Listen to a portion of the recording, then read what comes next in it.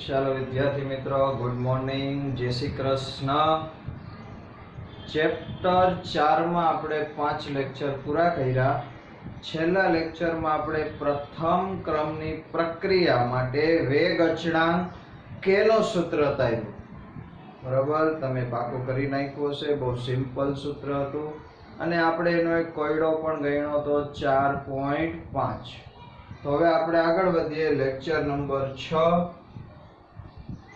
બહુ અગત્યનો છે. બરોબર ધ્યાન આપજો કે જો આપણે પ્રથમ ક્રમની પ્રક્રિયા લીધી હતી, પણ જો આજે પ્રથમ ક્રમની પ્રક્રિયા છે, એ પ્રથમ ક્રમની પ્રક્રિયા માં પ્રક્રિયક અને નિપજ, એટલે કે પ્રથમ ક્રમની પ્રક્રિયામાં પ્રક્રિયકો અને નિપજો વાયુ કલામાં હોય. વાયુ કલામાં હોય એટલે કે પ્રક્રિયક અને નિપજ બધા વાયુ અવસ્થામાં હોય. વાયુ કલામાં હોય ત્યારે વેગ અચળાંકનું સૂત્ર, ત્યારે વેગ અચળાંકનું સૂત્ર તારું બહુ સિમ્પલ છે. બરોબર સમજો. દાખલા તરીકે આપણે એક પ્રક્રિયા લઈ લઈએ. એ પ્રક્રિયા છે એ વાયુ સ્વરૂપે છે પ્રક્રિયક. એમાંથી ધારો કે B વાયુ બને છે અને C બે નિપજ, મને ગમે એ પ્રક્રિયા હોય. અહીં આપણે એવી પ્રક્રિયા લઈ લીધી જેમાં પ્રક્રિયક A છે, એમાંથી B અને C નિપજ બને છે. અહીં ત્રણે ત્રણ વાયુ અવસ્થામાં છે. હવે સમજો બરોબર. ધારો કે t બરાબર 0 સમય એટલે પ્રક્રિયાની શરૂઆત કરી, ત્યારે એ છે એનું દબાણ P ઇનિશિયલ એટમોસ્ફિયર માં લઈએ તો Pi એટમોસ્ફિયર છે, એટલે શરૂઆતમાં તો નિપજ બની જ ન હોય, એટલે આનું દબાણ છે 0 છે. એનું કોઈ આંશિક દબાણ હોય નહીં, કારણ કે અત્યારે માત્ર શું છે P એ છે, એનું દબાણ કેટલું છે P ઇનિશિયલ. હવે ધારો કે t બરાબર t સમય આવ્યો, એટલે કે અમુક સમય પસાર થવા દીધો છે આપણે. તો t બરાબર t સમયે હવે એમાંથી પ્રક્રિયા થઈ નિપજ B અને C કંઈક બનશે. તો એના જેટલા મોલ ઘટશે સામે એટલા જ મોલ કોના બનવાના? B અને C ના. કારણ કે આનો 1 મોલ ઘટે એટલે 1 મોલ વપરાય, તો આનો 1 મોલ બને ને આનો 1 મોલ બને. હવે વાયુનું દબાણ છે વાયુના મોલના સમપ્રમાણમાં હોય. આપણે સૂત્ર યાદ છે, P ચલે છે N. તો ધારો કે અહીંયા A નું આંશિક દબાણ છે એ x જેટલું ઘટ્યું, એટલે મેં કર્યું Pi - x. તો આનું કેટલું બને? x એટમોસ્ફિયર બનશે. જેટલું આનું ઘટે એટલું આંશિક દબાણ આનું બને. અને Ci કેટલું બને? x atmosphere. હવે સમજો, આપણે ધારી લઈએ કે ધારો કે A નું આંશિક દબાણ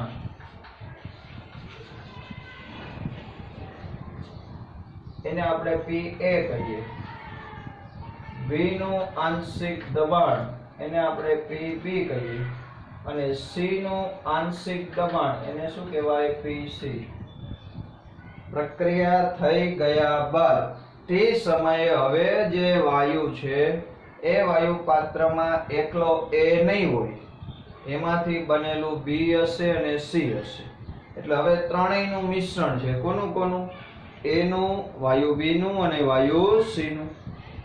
A નું આંશિક દબાણ Pa, B નું આંશિક દબાણ Pb કહીએ, C નું આંશિક દબાણ Pc કહીએ.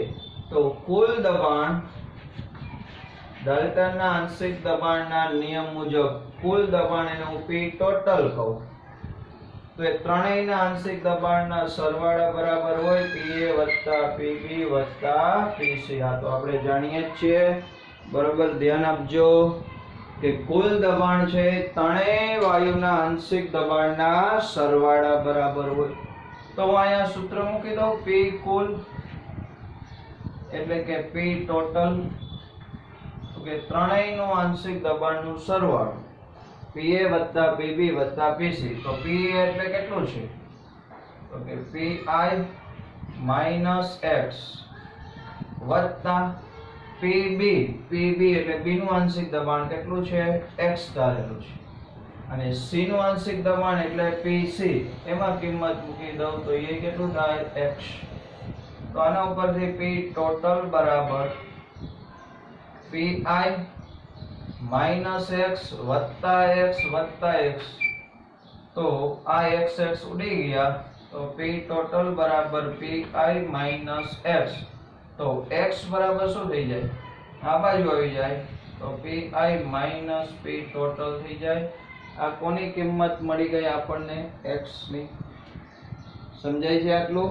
Px બરાબર શું? ખાલી X એટલે કોનું આંશિક દબાણ? B કે C ગમે અથવા અહીંયા X બરાબર PI માઈનસ શું મળી ગયો? P total. હવે મારે PA શોધવું છે. PA એનું આંશિક દબાણ. એનું આંશિક દબાણ કેટલું છે? તો કે PI માઈનસ X. અહીંયા હું X ની કિંમત મૂકી દઉં તો PI માઈનસ આ મૂકી દઉં PI minus PT. PI minus PI minus X. X ની કિંમત કેટલી મળી હતી? PI minus PT. કેટલી મળી હતી? X ની કિંમત PI માઈનસ PT. બરોબર હતું ને આપણું કિંમત? P ટોટલ બરાબર આ માઈનસ સોરી અહીંયા ભૂલ છે આપણી. આ X ઉડી ગયા તો અહીંયા પ્લસ આવે. આ PT માઈનસ PI થશે. PT minus PI. તો અહીંયા PT માઈનસ PI લખવાનું છે. નવીન કાંઈ નથી. થોડીક મિસ્ટેક છે. PT માઈનસ PI મૂકી દીધું. ચલો હવે આ કૌંસ છોડી નાખો. તો PI માઈનસ PT ઓછે ઓછે વત્તા તો PI. તો શું કિંમત આવી ગઈ? 2PI minus PT. 2PI minus PT. આ કોની કિંમત થઈ? એનું આંશિક દબાણ. હવે આપણે પ્રથમ ક્રમની પ્રક્રિયા માટે વેગ અચળાંક A નું સૂત્ર જાણીએ છીએ કે 2.303/T log. પહેલા હું જૂનું સૂત્ર મૂકું છું એટલે તમને આવડી જાય. R0/RT આ સૂત્ર હતું. એટલે કે R0 એટલે શરૂઆતની સાંદ્રતા અને RT એટલે T સમયે પ્રક્રિયકની બાકી રહેલી સાંદ્રતા. હવે આ વાયુ માટે આ સૂત્ર મૂકું તો 2.303 તો આવશે. T ના T આવશે. log અહીંયા પ્રક્રિયક કોણ છે? તો કે A. એની શરૂઆતની સાંદ્રતા. અહીંયા સાંદ્રતાની જગ્યાએ શું મૂકાય? આંશિક દબાણ. તો કેટલું? PI છેદમાં T સમયે બાકી રહેલું એનું દબાણ એટલે PA આંશિક દબાણ. કેટલું થાય? તો PI અપન શું થશે? PA. જો અહીંયા PI એટલે શરૂઆતનું દબાણ અને એ I નું છે તો PA છે પણ એને મેં PI કીધું. અને T સમયે દબાણ છે અને આપણે આંશિક દબાણ કીધું PA. તો આમાં કિંમત મૂકી દો તો 2.303/T log PI છેદમાં 2PI માઈનસ PT. શું થઈ જાય? 2PI minus PT. PT એટલે P ટોટલ. ચલો ફરી એકવાર કે એવી આપણે પ્રથમ ક્રમની પ્રક્રિયા લેવાની કે જેમાં પ્રક્રિયક અને નિપજ બધા જ વાયુ અવસ્થામાં હોય એટલે વાયુ કલામાં હોય. તો આપણે એવી પ્રક્રિયા લઈ લઈએ. એના માટે વેગ અચળાંકનું સૂત્ર K નું સૂત્ર ધારવાનું છે. તો એ હવે ભાઈ જો પ્રક્રિયા બદલાય તો સૂત્ર બદલાશે. આપણે આ એક પ્રક્રિયા માટે મેળવ્યું છે. A gives BC. તો શરૂઆતમાં ફક્ત A જ હોય ત્યારે એને આપણે ઇનિશિયલ એટલે શરૂઆતનું દબાણ કહેશું PI. ત્યારે B અને C હોય જ નહીં. હવે ધારો કે થોડો સમય પસાર થઈ ગયો, A માંથી B અને C બન્યા, તો એ બધું પતી નથી ગયું, એ પણ હજી બાકી છે. તો એ વપરાણું કેટલું? તો કે એનું આંશિક દબાણ ધારો કે X જેટલું ઘટ્યું હતું, એમાંથી X ઘટ્યું, આ જેટલું ઘટે એટલું જ આ બે બને. તો કુલ દબાણ હવે આપણે અહીંયા ધ્યાન રાખો કે એનું આંશિક દબાણ ને હું PA કહું. આ ક્યારે આંશિક દબાણ કહેવાય? તો કે મિશ્રણ હોય એમાં દરેક વાયુના સ્વતંત્ર દબાણ છે એને શું કહેવાય? આંશિક દબાણ. તો એનું આંશિક દબાણ PA, B નું આંશિક દબાણ PB, C નું આંશિક દબાણ PC. આ બેની કઈ જરૂર નથી પણ આ તો લઈ. તો કુલ દબાણ એટલે ત્રણેયના આંશિક દબાણનો સરવાળો ડાલ્ટનના આંશિક દબાણના નિયમ મુજબ. તો અહીંયા આ સૂત્ર મૂકો, P કુલ બરાબર PA + PB + PC. તો P કુલ એટલે PT, PA એટલે PI - X, PB એટલે B નું આંશિક દબાણ X મોલ એટમોસ્ફિયર છે અને C નું આંશિક દબાણ I X એટમોસ્ફિયર. તો હિસાબ કરવા એક x ઉડી ગયા તો વધ્યું PI + X. આમાંથી x ને કરતા બનાવી દો તો PT - PI. હવે મારે એનું આંશિક દબાણ જોઈએ છે t સમયે. તો કેટલું હતું? PI - X. એમાં x ની કિંમત મૂકી દો એટલે મને એનું આંશિક દબાણ. તો ગમે એમ કરીને આપણે એનું આંશિક દબાણ t સમયે શોધવાનું. શરૂઆતનો તો છે આ t સમયે મળી જાય એટલે આપણે આ સૂત્રમાં કિંમત મૂકવી છે. તો હવે k બરાબર આ સૂત્ર હતું એના ઉપરથી જ આ બનાવ્યું છે. અહીંયા P A નું શરૂઆતનું દબાણ છેદમાં A નું t સમયનું દબાણ. શરૂઆતના દબાણને PI કહેશું, t સમયના દબાણને PA કહેશું. તો PI ના PI, PA આપણે અહીંયા મેળવ્યું હતું 2PI - PT. તો જ્યારે બધા જ વાયુ હોય ત્યારે આ રીતે સૂત્ર મેળવી શકાય. આ જ સૂત્રમાં આવા જ એક આપણે ઉદાહરણ લેવાનું છે. પહેલા આટલો સ્ક્રીનશોટ લઈ લો પછી આપણે આગળ વધીએ.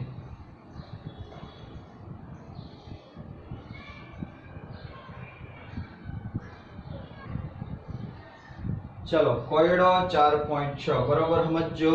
IMP કોયડો છે. અચળ દબાણે N2O5 ના ઉષ્મીય વિઘટનની પ્રથમ ક્રમની આ કહી દીધું છે કે પ્રથમ ક્રમની પ્રક્રિયા છે. એના માટે નીચેની માહિતી આપેલી છે. આ પ્રક્રિયા આપી છે N2O5 ના 2 મોલ એનું વિઘટન થયું, એમાંથી N2O4 બન્યા 2 મોલ અને 1 મોલ ઓક્સિજન બન્યું. હવે આ માહિતી આપી છે કે પહેલો પ્રયોગ કર્યો 0 સમય હતો ત્યારે કુલ દબાણ 0.5 એટમોસ્ફિયર હતું. પછી 100 સેકન્ડ થઈ ત્યારે કુલ દબાણ બદલાઈને 0.512 એટમોસ્ફિયર થયું. તો આપણે શું ગણવાનો છે? વેગ અચળાંક. શું ગણવાનું? વેગ અચળાંક. તો ચલો કેવી રીતના ઉકેલાય બરોબર ધ્યાન આપજો. પહેલા પ્રક્રિયા લખી લેવાની 2N2O5 gas gives 2N2O4 + O2. ચલો t બરાબર 0 સમયે કેટલું દબાણ છે? ત્યારે ફક્ત કોણ હોય? તો કે N2O5 જ હોય. આ તો બન્યું ન હોય એટલે 0.5 આ શરૂઆતનું 0.5 એટમોસ્ફિયર દબાણ છે ત્યારે આનું કાંઈ હોય નહીં. હવે t બરાબર અહીંયા 100 સેકન્ડ આપી છે. 100 સેકન્ડે આમાં કેટલો ફેરફાર થાય એ આપણે જોઈએ. તો આપણે ગમે એટલું લે. ધારો કે આના 2 મોલ છે એ વપરાય ત્યારે આના 2 મોલ બને ને આનો 1 મોલ બને.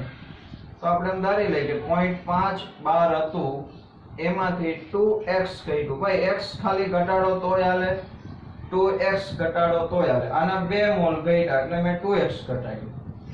તો આના 2 મોલ બને એટલે આ કેટલું બને? 2x. ને આ કેટલા એટમોસ્ફિયર બને? આ એટમોસ્ફિયરમાં જો વાતાવરણમાં તો જો આનું આટલા એટમોસ્ફિયર દબાણ થયું ત્યારે આ 2 એટમોસ્ફિયર આ બન્યું અને આ કેટલું બન્યું? 1 એટમોસ્ફિયર. તો એમ કહેવાય કે t બરાબર 100 સેકન્ડે N2O5 નું આંશિક દબાણ આટલું થયું, N2O4 નું આટલું થયું અને O2 નું આટલું થયું. હવે આપણે પહેલા જેવું સૂત્ર મૂકીએ. કુલ દબાણ છે એ ત્રણેયના આંશિક દબાણના સરવાળા બરાબર હોય. તો આ ત્રણેયનો સરવાળો કરી નાખવાનો. 0.5 - 2x + 2x + x. ત્રણેયનો શું કરી લીધો? સરવાળો. ચલો હિસાબ. કુલ દબાણ છે કેટલું હતું? 100 સેકન્ડે કુલ દબાણ 0.512 હતું. આપેલું છે એટલે અહીંયા મૂકી દેવાનું. આ 2x ઉડી ગયા તો 0.5 + x. તો x બરાબર 0.512 - 0.5 એટલે જવાબ કેટલો આવશે? 0.12. આ કોની કિંમત મળી? x ની. ગમે એમ કરીને x ની કિંમત મેળવવાની છે. હવે આપણે આનું આંશિક દબાણ જોશે તો એને P N2O5 નું આંશિક દબાણ ક્યારે 100 સેકન્ડે કેટલું છે કે 0.5 minus 2x આમાં x ની કિંમત મૂકી દો તો 0.5 minus 2 ગુણ્યા 0.12 તો P N2O5 આંશિક દબાણ કેટલું થઈ ગયું તો 0.12 દો 24 0.5 માંથી 0.5 minus 0.024 0.5 માંથી 0.024 જાય તો કેટલું વધશે ફરી એકવાર સમજો કે N2O5 નું શરૂઆતનું દબાણ 0.5 હતું એમાંથી 2 આના 2 મેં x કાઢો તો હાલે અહીંયા 2 છે એટલે મેં 2x બાદ કર્યા તો આ કેટલું વધ્યું 2x આ કેટલું થયું x હવે કુલ દબાણ છે એ કેટલું છે કુલ દબાણ તો કે 0.5 minus 2x એટલે આનો સરવાળો વત્તા ત્રણેયનો સરવાળો તો P ટોટલ અહીંયા આપ્યું છે 0.512 રકમમાં કેટલું આપ્યું છે 0.512 તો 0.512 બરાબર 0.5 વત્તા x આ x આ 0.5 આ બાજુ આવે તો x બરાબર કેટલા આવ્યા x બરાબર 0.12 આવી ગયા હવે આ 0.5 minus 2x માં x ની કિંમત મૂકી દો તો 0.5 minus 0.24 ચલો 0.50 માંથી 0.24 આપણે બાદ કરવાના થશે 0.512 minus 0.50 minus 0.24 0.512 માંથી બાદ કર્યું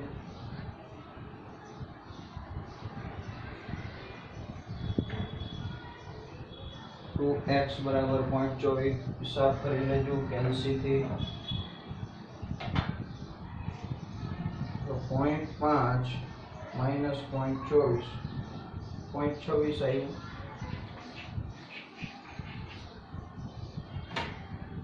ચાલો આટલો જોઈ લો બરોબર પછી આગળ વધું છું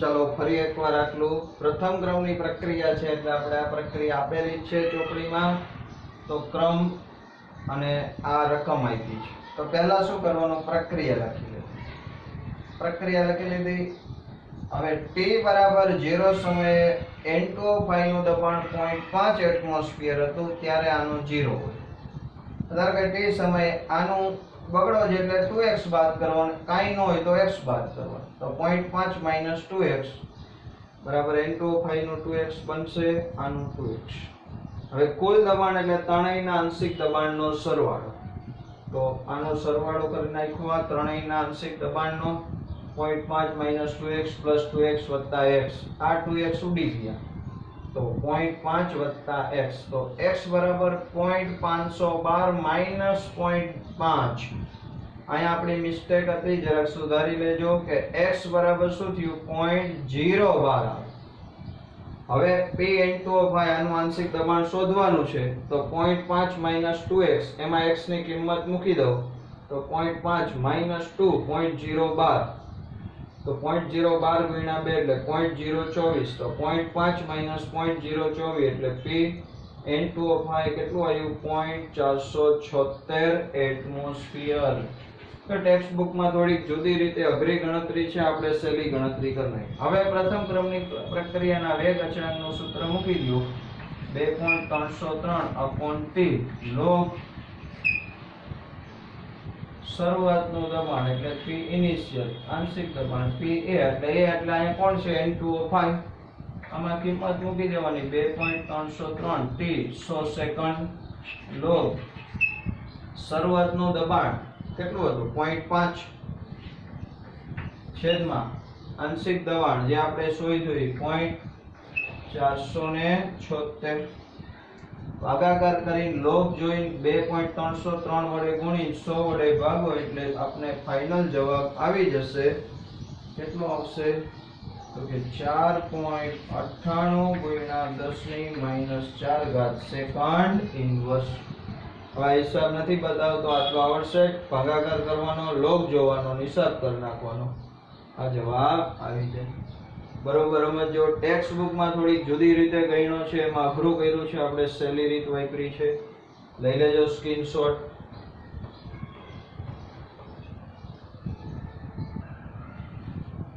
ચાલો હવે આપણે વાત કરવી છે અર્ધ આયુષ્ય સમય અને તેના સૂત્ર. તો પહેલા તો અર્ધાયુષ્ય સમય કોને કહેવાય? તો કે પ્રક્રિયકની કોઈ પણ પ્રક્રિયા હોય એમાં પ્રક્રિયકની મૂળ સાંદ્રતા એટલે કે ગમે તે સમયની મૂળ સાંદ્રતા થી ઘટીને અડધી થવા માટે લાગતો સમય અથવા લાગતા સમયને અર્ધ આયુષ્ય સમય કહે છે. મૂળ સાંદ્રતા દાખલા તરીકે 2 મોલર શરૂઆતમાં લીધી હોય તો એની અડધી એટલે 1 મોલર થવા માટે લાગતો સમય એને શું કહેવાય? અર્ધ આયુષ્ય સમય. તો યાદ રાખો, અર્ધ આયુષ્ય સમય એને આપણે T1 વડે દર્શાવશું. તો કહેશું T1. અને અર્ધ આયુષ્ય સમયે સાંદ્રતા કેટલી થઈ જશે? તો કે સાંદ્રતા છે R0 એટલે શરૂઆતની સાંદ્રતા છે એની કેવી થઈ જશે? અડધી. તો પહેલા આપણે શૂન્ય ક્રમની પ્રક્રિયા માટે અર્ધ આયુષ્ય સમયનું સૂત્ર તારવીએ. શૂન્ય ક્રમની પ્રક્રિયા માટે અર્ધ આયુષ્ય સમયનું સૂત્ર તારવજો. તો શૂન્ય ક્રમની પ્રક્રિયાના વેગ અચળાંક k નું સૂત્ર આપણે જાણીએ છીએ. શું હતું? R0 RT ના છેદમાં T. એટલે સમયગાળો. આ શૂન્ય ક્રમની પ્રક્રિયા માટે આપણે તારવેલું સૂત્ર છે. હવે જો અહીંયા અર્ધ આયુષ્ય સમય લઉં તો અર્ધ આયુષ્ય સમય થઈ જાય. તો અર્ધ આયુષ્ય સમય T બરાબર શું મૂકી શકીએ? T1 અને RT એટલે T સમયની સાંદ્રતા કેટલી મૂકવાની? તો કે મૂળ સાંદ્રતા R0 છે એની અડધી. આ કિંમત આમાં મૂકી દો તો k બરાબર R0 ના R0, RT ની જગ્યાએ R0/2 છેદમાં T ની જગ્યાએ T1. તો અહીંયા T1 ને કરતા બનાવી દઉં. આખા R0 માંથી અડધો R0 જાય એટલે એક R0/2 વધ્યું અને આ k છેદમાં વળ્યું. તો આ થઈ ગયું શૂન્ય ક્રમની પ્રક્રિયાના અર્ધ આયુષ્ય સમયનું સૂત્ર. આના ઉપરથી શું કહી શકાય કે શૂન્ય ક્રમની પ્રક્રિયાનો અર્ધ આયુષ્ય સમય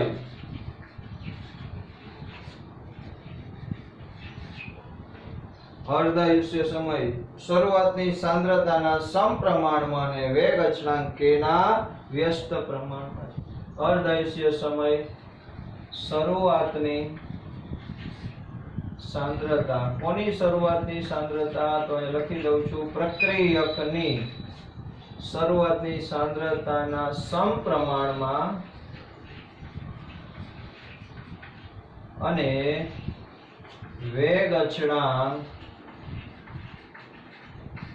k ના વ્યસ્ત પ્રમાણમાં હોય છે. અર્ધ આયુષ્ય સમય શરૂઆતની સાંદ્રતા R0 ના સમપ્રમાણમાં અને વેગ અચળાંકના વ્યસ્ત પ્રમાણ. દાખલા તરીકે હું એક ઉદાહરણ લઉં છું, સમજીએ.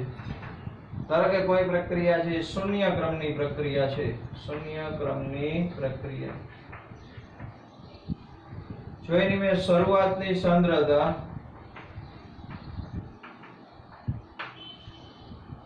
8 મોલર લીધી. એટલે 8 મોલર. ત્યારે એને અડધી થવા એટલે 8 માંથી કેટલી થવા માટે? 4 મોલર થવા માટે એનો અર્ધ આયુષ્ય સમય દાખલા તરીકે 10 મિનિટ છે. આ ધારેલું ઉદાહરણ છે. શરૂઆતની સાંદ્રતા કેટલા મોલર હતી? 8 મોલર. એની અડધી એટલે 4 મોલર થવા માટે કેટલી મિનિટ લાગી? 10 મિનિટ. હવે આ જ પ્રક્રિયામાં હું શરૂઆતની સાંદ્રતા 4 મોલર લઈ લઉં તો એમાંથી અડધી એટલે 2 મોલર થવા કેટલો સમય લાગશે? તો કે મેં શરૂઆતની સાંદ્રતા અડધી કરી તો અર્ધાયુષ્ય સમય અડધો થઈ જાય તો કેટલો થઈ ગયો? કેમ અડધો કર્યો? તો કે શરૂઆતની સાંદ્રતાના સમપ્રમાણમાં સાંદ્રતા ડબલ કરું તો અર્ધાયુષ્ય સમય ડબલ, સાંદ્રતા અડધી કરું, શરૂઆતની સાંદ્રતા અડધી કરું તો અર્ધાયુષ્ય સમય પણ અડધો થાય. તો હવે જો મેં અહીંયા 16 મોલર લીધી હોય શરૂઆતની, એમાંથી અડધી એટલે 8 મોલર થવા માટે કેટલો સમય લાગે? તો કે શરૂઆતની 8 માંથી મેં 16 કરી, ડબલ કરી તો અર્ધાયુષ્ય સમય આનો ડબલ એટલે 10 નું કેટલું થયું? 20 મિનિટ.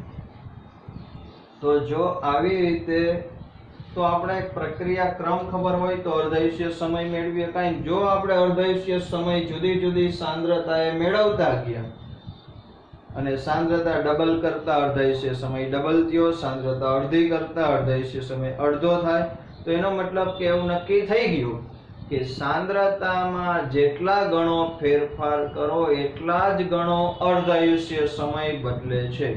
તો એવી પ્રક્રિયા કયા ક્રમની કહેવાય? શૂન્ય ક્રમની. સમજાય છે આટલું?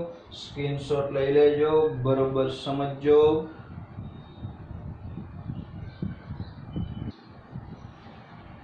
ચાલો હવે એવો ને એવો પ્રશ્ન એમાં પ્રથમ ક્રમની પ્રક્રિયા માટે T1 એટલે અર્ધાયુષ્ય સમયનું સૂત્ર તારવો. તો ભાઈ પ્રથમ ક્રમની પ્રક્રિયાના વેગ અચળાંક લખું. પ્રથમ ક્રમની પ્રક્રિયાના વેગ અચળાંક નું સૂત્ર શું છે ભાઈ? વેગ અચળાંક નું સૂત્ર તો કે k બરાબર 2.303 upon t log r0 એટલે શરૂઆતની સાંદ્રતા અને rt એટલે t સમયે પ્રક્રિયકની બાકી રહેલી સાંદ્રતા. હવે અર્ધ આયુષ્ય સમય હોય, અર્ધ આયુષ્ય સમયે શું થાય ભાઈ? t ની બરાબર શું લખી શકાય? T1 અને rt ની જગ્યાએ શું લખી શકાય? r0/2. આ કિંમત આમાં મૂકી દઈશ તો કે 2.303 upon t ની જગ્યાએ T1 log r0 ના r0 નીચે rt ની જગ્યાએ r0/2. r0 ઉડી ગયા, કે ના કે 2.303 T1 log છેદનો છેદ ક્યાં જાય? અંશમાં, તો log 2. તો કે 2.303 T1 log k ની કિંમત હશે 0.3010 log 2 બરાબર શું થાય? 0.3010. આ બેનો ગુણાકાર કરી નાખું તો 0.693 છેદમાં T1. તો T1 બરાબર શું થઈ ગયું કે 0.693 upon k. તો આ થઈ ગયું શૂન્ય ક્રમની પ્રક્રિયાના પ્રથમ ક્રમની પ્રક્રિયાના વેગ અચળાંક k નું સૂત્ર અથવા અર્ધાયુષ્ય સમયનું સૂત્ર. હવે સમજો તો આમાં ક્યાંય સાંદ્રતા આવી જ નહીં, ખાલી વેગ અચળાંક આવ્યો. તો એમ કહી શકાય કે પ્રથમ ક્રમની પ્રક્રિયા માટે અર્ધાયુષ્ય સમય T1 એ પ્રક્રિયકની સાંદ્રતાથી સ્વતંત્ર છે. કોનાથી સ્વતંત્ર છે? શરૂઆતની સાંદ્રતા ગમે તે લ્યો, અર્ધાયુષ્ય સમય છે બદલાતો નથી. સમજો દાખલા તરીકે પ્રથમ ક્રમની પ્રક્રિયા હોય, એની શરૂઆતની સાંદ્રતા r0 રાખું છું. દાખલા તરીકે 8 મોલર લીધી, એમાંથી 4 મોલર થવા માટે અર્ધાયુષ્ય સમય છે દાખલા તરીકે 10 મિનિટ આવ્યો. તો તો આને હું 4 મોલર લઈને એની અડધી એટલે 2 મોલર થવા માટેનો સમય માપું ને તો એ કેટલા મિનિટ આવે? 10 મિનિટ. સાંદ્રતામાં ગમે એટલો ફેરફાર થાય, અર્ધાયુષ્ય સમય બદલાતો નથી. 2 મોલર માંથી 1 મોલર થવા માટે કેટલી મિનિટ જોઈએ? 10 મિનિટ. તો એવી પ્રક્રિયા કે જેમાં તમે સાંદ્રતા ગમે એવો શરૂઆતમાં ફેરફાર કરી નાખો પણ એની અડધી થવા માટે લાગતો સમય અચળ જ રહે, તો એ પ્રક્રિયા કયા ક્રમની કહેવાય? પ્રથમ ક્રમની. તો પ્રથમ ક્રમની પ્રક્રિયા માટે આ મહત્વનું છે, જોજો બરોબર. કે ધારો કે કોઈ પ્રક્રિયા શરૂઆતમાં પ્રક્રિયકની સાંદ્રતા 100% છે, એક અર્ધાયુષ્ય સમય જેટલો સમય પસાર થયો એટલે એ ઘટીને કેટલા ટકા થઈ જાય? અડધી, 50%. 50% માંથી પાછો અર્ધાયુષ્ય સમય જેટલો સમય થાય એટલે 50 ની અડધી કેટલા ટકા થઈ ગઈ? 25%. પાછો અર્ધાયુષ્ય સમય જેટલો સમય પસાર થાય તો 25 માંથી 12.5% થઈ ગયો. આમ આયલો જ જવાનું. પાછો અર્ધાયુષ્ય સમય જેટલો સમય થાય તો એ 12.5 હોય એમાંથી 6.25% આયલું જ જવાનું. તો આ પ્રથમ આ એમસીક્યુ માટે કામ આવે. એમ કે એક પ્રક્રિયકની સાંદ્રતા 75% ઘટવા માટે કેટલા અર્ધાયુષ્ય સમય જોઈએ? તો આટલું ઘટે એટલે 50% ઘટ્યું, અહીંયા પહોંચો એટલે બીજું 25 એટલે કુલ 75% ઘટ્યું. તો 2 અર્ધાયુષ્ય જોઈએ, 1 અને 2. અથવા અમે સિક્વન્સ લખીએ કારણ કે શરૂઆતની સાંદ્રતા x હોય, એક અર્ધાયુષ્ય સમય જાય એટલે x/2 જેટલી થઈ જાય.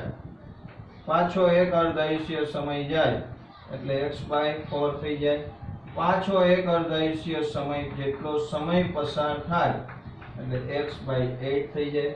આમ આયલું જ જવાનું, x/2 x/4 આમ આયલું જ જવાનું, અડધી અડધી કરતી જવાની. સમજાય છે આટલું? આ બહુ અગત્યનું છે. આ એમસીક્યુ સોલ્વ કરવા માટે કામ આવશે, આપણે આગળ સમજશું. અત્યારે આટલું જોઈ લો, સ્ક્રીનશોટ લઈ લો.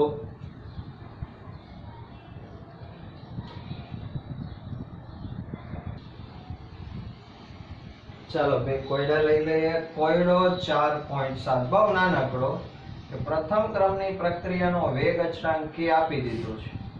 તો અર્ધાયુષ્ય સમયનું સૂત્ર, સીધું સૂત્ર મૂકી દેવાનું, T1 બરાબર 0.693 k. તો 0.693 k ની કિંમત મૂકી દેવાની 5.5 ગુણ્યા 10 ની માઈનસ 14 સેકન્ડ. કેટલી ઘાત છે? 10 ની માઈનસ 14 સેકન્ડ ઇન્વર્સ છે.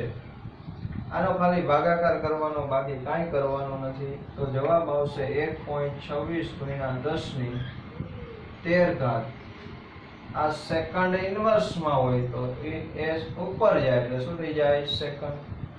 તો આ થઈ ગયો કોયડો 4.7. કોયડો 4.8 આઈએમપી કોયડો છે, યાદ રાખજો, આઈએમપી છે. બરાબર સમજો. દર્શાવો એટલે કે સાબિત કરો કે પ્રથમ ક્રમની પ્રક્રિયામાં 99.9% પ્રક્રિયા પૂર્ણ કરવા માટેનો સમય અર્ધાયુષ્ય સમય કરતા 10 ગણો છે.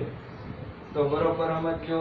પહેલા હું 99.9% પ્રક્રિયા પૂર્ણ થવા માટે વિચારું છું. તો એના માટે આ સૂત્ર મૂકી દેવાય, k બરાબર 2.303/t.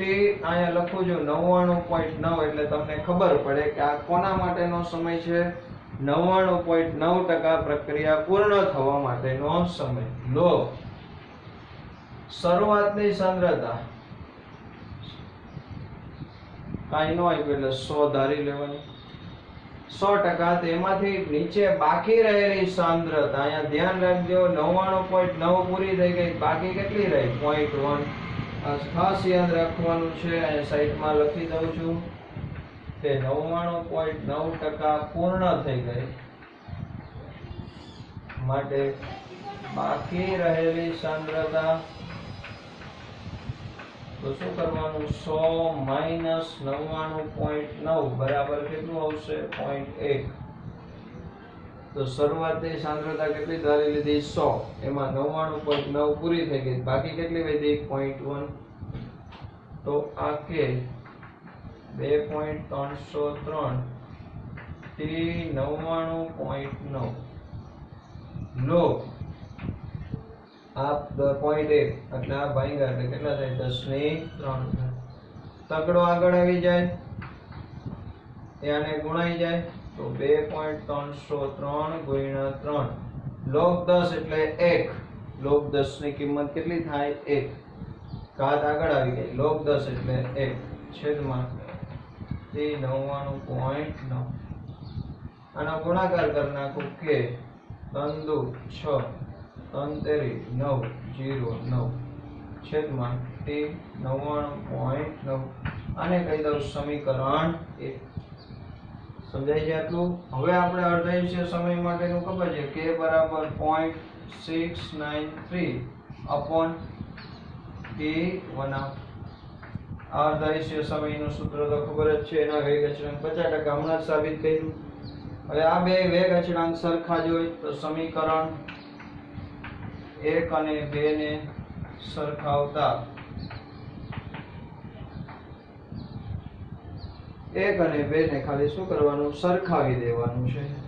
તો 0.693 upon T1 બરાબર 6.909 upon T99.9. આ આમ જાય આ આમ જાય ને આને છેદમાં જાવ તો T99.9 બરાબર 6.909 ભાગ્યા 0.69 ગુણ્યા T1. જો શું કર્યું આને અહીંયા ગુણ્યું, આને છેદમાં લઈ ગયો, આને ઉપર લઈ ગયો. આટલાનો હિસાબ કરો એટલે એપ્રોક્સિમેટ કેટલું આવે 10 T1. તો T99.9 થઈ ગયું સાબિત કે 99.9% પ્રક્રિયા પૂર્ણ થવા માટે લાગતો સમય અર્ધાયુષ્ય સમય કરતા અંદાજિત કેટલા ગણો છે 10 ગણો છે. આ એમપી દાખલો છે, ફરી એકવાર જોઈ લો. અહીંયા 90% કીધી હોત તો અહીંયા કેટલા આવે? તો 100 માંથી 90 બાદ થાય 10 વધે. અહીંયા 99.9 કીધી છે એટલે અહીંયા 0.1 વધ્યું. ઉપર કેટલા મૂકી દેવાના 100. હિસાબ કરી લો, આનો કે મળી જાય. અર્ધાયુષ્ય સમયનું સૂત્ર ખબર જ છે પ્રથમ ક્રમ માટે 0.693 upon T1. બે કે ના સૂત્રને હરખાવી દો, ગુણોત્તર રહી ગયો એટલે આપણું કામ પૂરું. બરોબર સ્ક્રીનશોટ લઈ લેજો.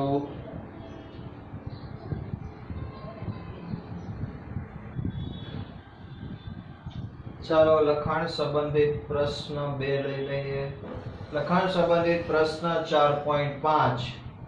એક પ્રથમ ક્રમની પ્રક્રિયાનો વેગ અચળાંક આપેલો છે તો 5 ગ્રામમાંથી 3 ગ્રામ પ્રક્રિયા થવા કેટલો સમય લાગશે?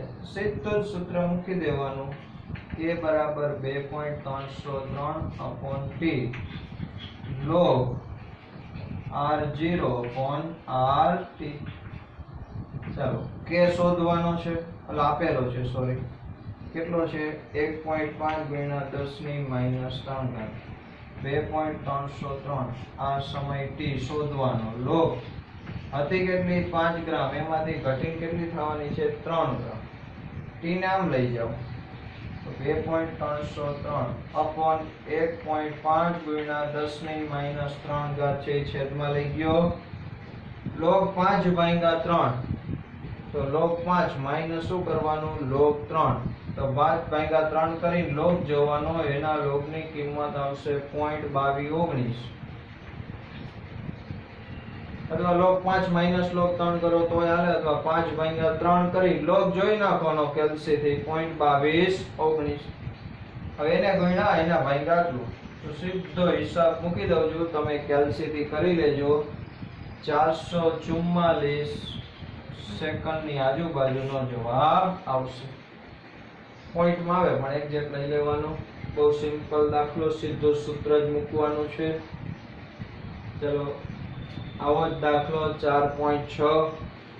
SO2Cl2 ને પ્રારંભિક જથ્થામાંથી વિઘટન થઈને અડધો થવા 60 મિનિટ લાગે. અહીંયા કહી દીધું છે અડધો થવા 60 મિનિટ લાગે, એટલે અર્ધાયુષ્ય સમય કેટલો આપી દીધો છે 60 મિનિટ. તો જો પ્રક્રિયા પ્રથમ ક્રમની હોય તો k ગણો, લ્યો સીધો જ k મૂકી દો. k નું સૂત્ર 0.693/t1/2. તો 0.693/60 મિનિટમાં જવાબ આવે, ભલે ના આવે આપણે કઈ ચિંતા નહીં. તો આને મિનિટમાં જ રાખો તો ભાગાકાર કરી નાખો. તો આનો ભાગાકાર આવશે 1.55 સોરી 1.155 ગુણ્યા 10⁻². મિનિટમાં હોય તો ઉપર જાય તો શું થઈ જાય? Minute inverse. બહુ સહેલા દાખલા છે, એક સૂત્ર આવડે એટલે બધા દાખલા થઈ જાય. બરોબર. સ્વાધ્યાયમાં આવા ઘણા બધા દાખલા છે, જાતે ગણવાનો પ્રયત્ન કરજો. ન થાય તો હું બેઠો જ છું, હું કરાવી દઈશ. બરોબર. પણ બરોબર સમજજો, બહુ અગત્યનું છે. સ્ક્રીનશોટ લઈ લેજો.